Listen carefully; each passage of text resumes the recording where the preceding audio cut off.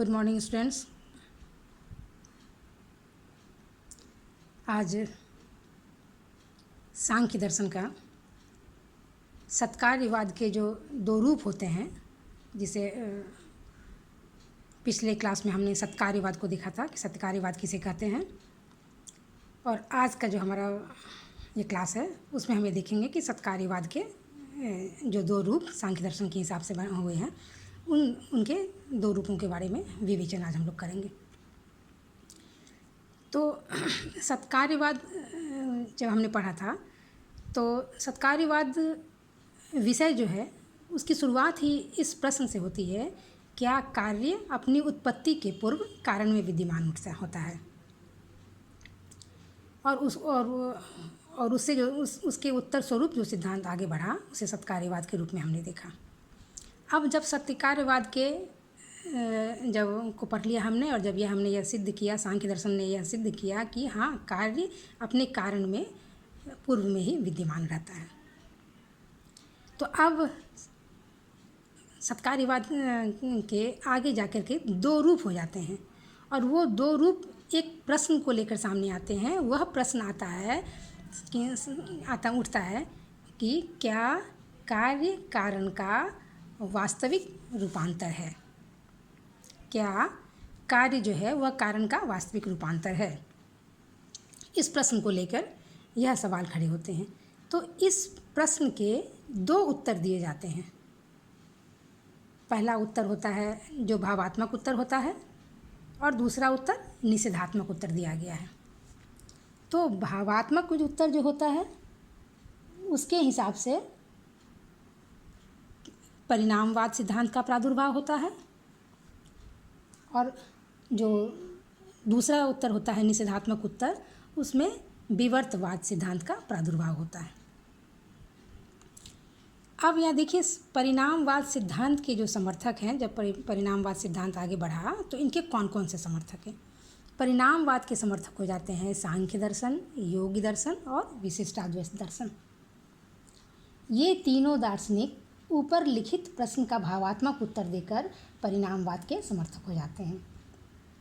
इन तीनों के अनुसार जब कारण से कार्य का निर्माण होता है तो कार्य में कारण का वास्तविक रूपांतर हो जाता है।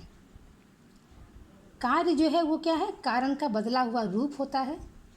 उदाहरण स्वरूप, जब हम मिट्टी से घड़े का निर्माण होता है तब मिट्टी का पूर्व परिवर्तन जो होता है वह घड़े में होता है, और जब दूध से दही का निर्माण होता है तब दूध का परिवर्तन दही के रूप में हो जाता है। तो यह जवाब परिणामवादियों के अनुसार दिया गया है। परिणामवादियों के अनुसार कार्य कारण का परिणाम होता है। हो गया। अब सांख्य दर्शन के मतानुसार चूँकि समस्त विश्व जो है हमारा वह प्रकृति का परिवर्तित रूप होता है, इसीलिए प्रकृति का रूपांतरण ही संसार की विभिन्न वस्तुओं में होता है। इसीलिए ये सांख्य के अनुसार चूँकि प्रकृति का ही पूरा परिणाम यह विश्व है, इसलिए सांख्य दर्शन ये भावात्मक उत्तर देके भी परिणामवाद के भी दो रूप हो जाते हैं आगे जाकर, जिसके अनुसार सांख्य ने माना प्रकृति को ही कि प्रकृति से ही संपूर्ण विश्व की उत्पत्ति होती है, तो यह प्रकृति परिणामवाद के समर्थक हो जाते हैं।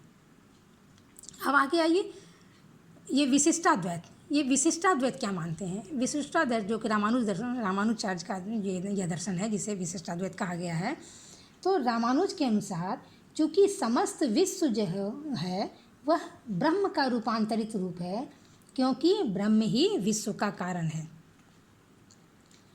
इसलिए चूँकि इन्होंने ब्रह्म को ही विश्व का कारण बताया, विश्व मतलब ब्रह्म का जो विश्व का परिणाम, जो विश्व जो हमें देखने को मिलता है वह ब्रह्म के कारण की वजह से है। इसलिए विशिष्टाद्वैत ने जिस भावात्मक उत्तर को देते हुए जिस चीज़ को माना, इसलिए इनके दर्शन को ब्रह्म परिणामवाद के रूप में, परिमाणवाद के रूप में माना गया। अब इसी प्रश्न का जो ये प्रश्न उठा था कि क्या कार्य कारण का वास्तविक रूपांतर है, इस प्रश्न का के जो 2 उत्तर हमारे समक्ष आए थे, एक भावात्मक उत्तर जिसको हमने यहाँ तक देखा, इस भावात्मक उत्तर से परिणामवाद का सिद्धांत का प्रादुर्भाव हुआ और उसके समर्थक के हिसाब से यह प्रकृति परिणामवाद और ब्रह्म परिणामवाद में परिवर्तित हुआ। अब हम लोग देखें कि ये निषेधात्मक उत्तर जब इस प्रश्न का दिया गया, तो निषेधात्मक उत्तर में जब विवर्तवाद सिद्धांत का प्रादुर्भाव हुआ, यानी विवर्तवाद सिद्धांत यह मानता है कि कार्य कारण का वास्तविक रूपांतर नहीं है। यह मान लिया कि कार्य जो हो गया कारण का वास्तविक रूपांतर है, लेकिन निषेधात्मक उत्तर में जो विवर्तवाद सिद्धांत आगे बढ़ा उसमें यह माना गया कि कार्य कारण का वास्तविक रूपांतर नहीं है, बल्कि वह विवर्त है, भ्रम है या आभास मात्र है। उदाहरण स्वरूप जब हम रस्सी में सांप को महसूस करते हैं, रस्सी में जब सांप को महसूस करते हैं, तो ये हो गया विवर्तवाद का समर्थन। और ये शंकराचार्य ने ऐसा माना है। शंकराचार्य ने ये विवर्तवाद सिद्धांत के समर्थक है, क्योंकि शंकराचार्य ने संपूर्ण विश्व को ब्रह्म का विवर्त माना है, आभास मात्र माना है, माया माना है। माया की शक्ति जो होती है ये शक्ति का रूपांतर ब्रह्म जो है, ब्रह्म की शक्ति जो माया होती है उसका खेल है। इसीलिए इन्होंने इनके सिद्धांत में विवर्तवाद को इन्होंने माना है या आभास को माना है। अब और इसीलिए सांख्य क्या करते हैं, इस प्रश्न का निषेधात्मक उत्तर देते हैं। तो शंकराचार्य के अनुसार क्या हो गया, शंकराचार्य मानने लगे कि क्या कार्य कारण का वास्तविक रूपांतर है, तो इस प्रश्न का निषेधात्मक उत्तर देते हुए ये विवर्तवाद के समर्थक हो जाते हैं, ये विवर्तवाद के सिद्धांत के समर्थक हो जाते हैं। कार्य कारण का एक विवर्त होता है, देखने में ऐसा प्रतीत होता है कि कार्य जो है वो कारण का वास्तविक रूपांतर है, किंतु वास्तविकता दूसरी होती है। इन्होंने कारण को कार्य में परिवर्तित होना एक आभास मात्र ही माना है। और इसे अपने एक उदाहरण के द्वारा समझाते हुए उन्होंने कहा है कि जिस प्रकार रस्सी में हमें सांप का आभास होता है, उसी तरह यह भी और मिट्टी से घड़े का निर्माण होता है। तो इसमें क्या होता है, कभी कभी हम अंधकार में रस्सी को सांप समझ लेते हैं, तो यहाँ जो विवर्त होता है, ये जो एक भ्रम होता है, तो उस तरह का ही भ्रम इन्होंने शंकराचार्य ने इसे माना है। इसीलिए इस प्रश्न का विवर्तवाद को मानते हुए उन्होंने अपने सिद्धांत की पुष्टि की है। और ये बताते हैं कि चूँकि ये एक बदलाव, यदि हम मिट्टी से भी मान लें कि घड़े का निर्माण होता है, तो घड़ा मिट्टी का वास्तविक रूपांतर नहीं है, ये ऐसा नहीं मानते। ये मानते हैं कि ऐसा प्रतीत होता है कि मिट्टी से घड़े का निर्माण हुआ है, परंतु घड़ा मिट्टी का वास्तविक रूपांतर नहीं है, बल्कि घड़ा जो है वो मिट्टी का एक बदला हुआ रूप है। इसलिए और हम जानते हैं कि प्रतीति यानी अपीयरेंस जो होता है वह रियलिटी यानी वास्तविकता से भिन्न होता है। इसलिए शंकर के अनुसार विश्व का कारण ब्रह्म है। इन्होंने ब्रह्म को ही विश्व का कारण माना है और इसीलिए ये विवर्तवाद सिद्धांत सिर्फ एकमात्र से ही सत्य माना है। चूँकि ब्रह्म को ही विश्व का कारण माना है और एकमात्र विश्व को ही, ब्रह्म को ही सत्य माना है, लेकिन ब्रह्म का रूपांतर विश्व के रूप में नहीं होता। ब्रह्म तो सत्य होता है, जबकि विश्व क्या होता है, इसके विपरीत असत्य होता है। इसलिए जो असत्य है उसका सत्य में रूपांतरण नहीं हो सकता।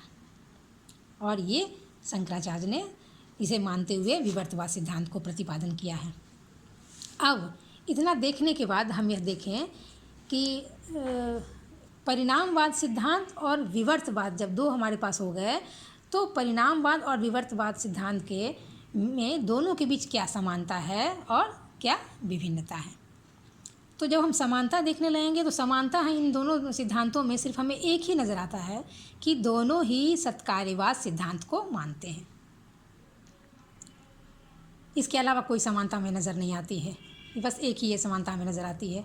और यदि भिन्नता पर जब हम बात करें तो हम भिन्नता देखेंगे कि परिणामवाद सिद्धांत जो क्या है, परिणामवाद के अनुसार कार्य कारण का वास्तविक रूपांतर है। परिणामवाद ने यह माना है कि क्या माना है कि कार्य जो है वो कारण का वास्तविक रूपांतर है। परंतु विवर्तवाद ने क्या माना? विवर्तवाद मानता है कि कार्य कारण का अवास्तविक परिवर्तन है। फिर दूसरी भिन्नता क्या है? तो दूसरी भिन्नता हम देखेंगे, अभी तक जो हमने देखा उससे यह निकलता है कि यह परिणामवाद जो है वह कार्य को कारण का परिणाम मानता है, लेकिन ठीक दूसरी जगह जो विवर्तवाद है वह क्या करता है? वह इसे विवर्त मानता है, अपीयरेंस मानता है, रियलिटी नहीं मानता है, अपीयरेंस मानता है। और फिर तीसरी समानता पर में जब हम गौर करें तो यह कार्य और कारण जो है दोनों को सत्य मानता है। परिणामवाद सिद्धांत जो होता है वह कार्य और कारण दोनों को सत्य मानता है, जबकि विवर्तवाद सिद्धांत सिर्फ कारण को ही सत्य मानता है। तो मूल रूप से ये 3 अंतर हमें देखने में आते हैं ये दोनों सिद्धांत में। इसके अलावा चूँकि विवर्तवाद कार्य और कारण दोनों को सत्य नहीं मानता, उदाहरण के लिए कहा जा सकता है कि अंधकार में जैसे हम रस्सी को सांप समझ लेते हैं, रस्सी कारण है, सांप कार्य है। रस्सी यथार्थ है परंतु सांप अयथार्थ है। इसलिए विवर्तवाद के जो समर्थक हैं, शंकर ने ब्रह्म को सत्य माना है क्योंकि वह विश्व का कारण है, और विश्व को जो कार्य है उसे असत्य शंकर ने माना है।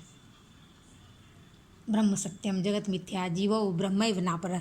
चूँकि शंकर के दर्शन, शंकर का यह सिद्धांत है, इसलिए उन्होंने एकमात्र ब्रह्म को सत्य माना और सबों को वो उसका विवर्त या भ्रम माना है।